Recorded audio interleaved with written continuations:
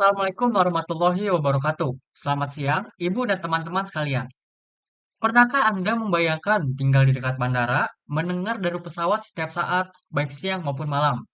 Bagi sebagian dari kita, itu mungkin terdengar menarik. Tapi, bagi ribuan orang yang tinggal di sekitar Bandara Halim Perdana Kusuma, ini adalah kenyataan sehari-hari.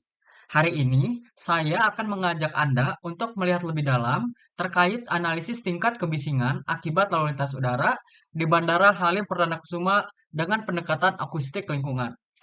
Mari kita lihat bagaimana sains dan data membantu kita memahami isu penting ini. Perkenalkan, saya Ranfa Rezi Fitriawan dengan NIM 1332437. Saya merupakan anggota kelompok dari kelompok 4 kelas 28 mata kuliah tata tulis karya ilmiah. Di sini saya bersama teman-teman saya yang sudah terdapat pada layar presentasi telah berhasil menyelesaikan tugas akhir ini. Kita semua tahu, transportasi udara itu penting, menghubungkan kota, negara, bahkan benua. Tapi, di balik manfaatnya, ada konsekuensi yang sering terabaikan, terutama di bandara yang berada di tengah kota seperti Halim Perdana Kusuma. Dengan statusnya sebagai bandara perkotaan yang padat, tingkat kebisingannya pun signifikan. Kebisingan ini bukan sekedar berisik biasa. Dampaknya sangat luas, mencakup gangguan auditori dan non-auditori. Pemerintah sebenarnya sudah punya aturan, yaitu Keputusan Menteri Lingkungan Hidup Nomor 48 Tahun 1996 untuk melindungi kita dari dampak ini.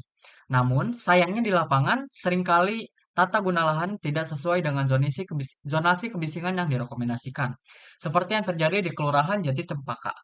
Inilah yang melatar belakangi mengapa analisis ini menjadi begitu penting. Nah, dari latar belakang tadi, muncul beberapa pertanyaan kunci yang coba kami jawab dalam kajian ini. Pertama, apa saja sih sumber kebisingan dari aktivitas lalu lintas di Bandara Halim? Yang kedua, bagaimana karakteristik dan seberapa bising sebenarnya di area permukiman sekitar bandara? Yang ketiga, jika dibandingkan dengan standar pemerintah, apakah tingkat kebisingan ini sudah aman? Dan terakhir, apa saja solusi yang sudah ada, baik dari sisi teknis maupun kebijakan, untuk mengurangi dampaknya? Pertanyaan-pertanyaan inilah yang menjadi pembantu analisis kami. Untuk menjawab pertanyaan-pertanyaan tadi, kami tidak turun langsung ke lapangan. Sebaliknya, kami menggunakan metode deskriptif analitis, di mana ini berbasis data sekunder. Artinya, kami mengumpulkan dan menganalisis data-data yang sudah ada dari berbagai studi literatur dan jurnal. Metode ini sangat efektif untuk mendapatkan gambaran komprehensif tanpa melakukan pengukuran baru di lapangan.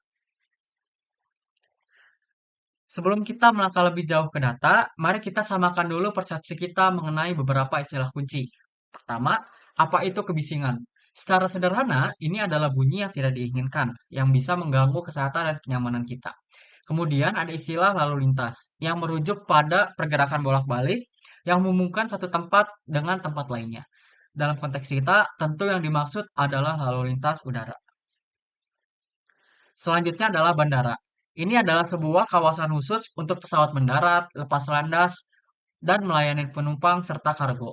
Jadi, dari mana tepatnya sumber kebisingan di bandara ini berasal? Sumber utamanya adalah dari pesawat itu sendiri, baik dari saat sedang beroperasi maupun saat dalam perawatan di darat. Nah, karena kebisingan ini bisa berbahaya, maka sangat penting untuk ada sebuah standar yang mengaturnya. Di Indonesia, kita memiliki Keputusan Menteri Lingkungan Hidup Nomor 48 Tahun 1996 sebagai acuan batas maksimal tingkat bising. Untuk pengukurannya, Bandara Halim menggunakan indeks yang sama dengan di Jepang, yaitu WEC-PNL atau disingkat atau kepanjangan dari Weight Equivalent Continuous Perceived Noise Level. Ini menunjukkan bahwa metode yang digunakan sudah mengikuti standar internasional. Baik, setelah memahami dasar teorinya, sekarang mari kita lihat lokasi kejadiannya. Bandara Halim Perdana Kusuma terletak di Jakarta Timur dengan landasan pacu sepanjang 3 kilometer. Yang menarik, bandara ini beroperasi hampir 24 jam non-stop. Puncaknya terjadi di jam 9 pagi hingga jam 7 malam, dengan rata-rata 90 penerbangan per hari. Bisa Anda bayangkan betapa padatnya lalu lintas udara di atas pemukiman warga. Lalu, apa dampaknya bagi warga? Tentu saja tidur jadi terganggu. Mau ngobrol pun susah. Dalam jangka panjang, ada risiko gangguan pendengaran serta penurunan kenyamanan dan nilai hunian. Namun, banyak warga yang tetap bertahan karena alasan ekonomi atau mungkin karena sudah merasa terbiasa. Lalu, seberapa bising dampaknya? Inilah inti dari temuan kami. Peta ini menunjukkan zona panas kebisingan di sekitar Bandara Halim. Zona berwarna merah bunda ini adalah zona tingkat 1 dengan kebisingan antara 65 hingga 75 desibel. Sedangkan yang merah tua, ini yang paling kritis adalah zona tingkat 2 dengan tingkat kebisingan di atas 75 desibel. Sebagai perbandingan, percakapan normal kita itu sekitar 60 desibel. Jadi, apa kesimpulan dari analisis ini?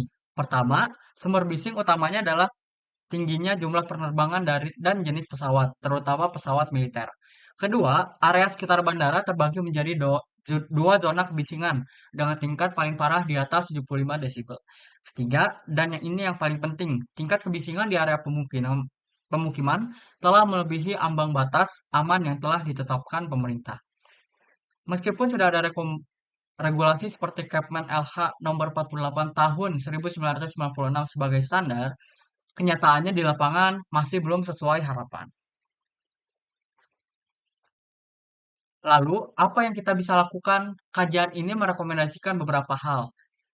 Pertama, penataan ulang kawasan pemukiman, mencari solusi teknis untuk mengurangi bising, mengatur jadwal penerbangan, memberikan penyuluhan kepada masyarakat, hingga mendorong adanya penelitian lebih lanjut untuk solusi yang lebih efektif.